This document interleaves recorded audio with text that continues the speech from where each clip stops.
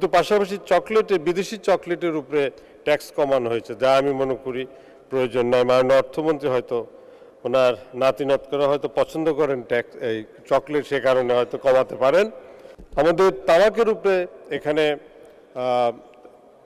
কিছুটা কর বৃদ্ধি করা হয়েছে, সেটা 58 থেকে 60% করা হয়েছে, মানে 2% বৃদ্ধি করা হয়েছে।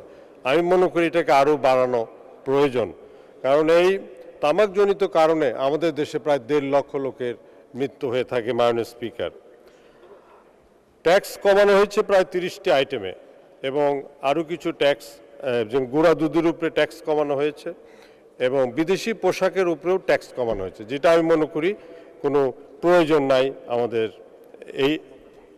এই সময়। কোমল পানীয় এবং এনার্জি ড্রিঙ্ক এবং আইসক্রিমের উপরেও ট্যাক্স বাড়ানো হয়েছে। আমি মনে করি এটি ঠিক আছে, কারণ এতে ডায়াবেটিস আমাদের দেশে বাড়ছে এবং ওবেসিটিও বাড়ছে।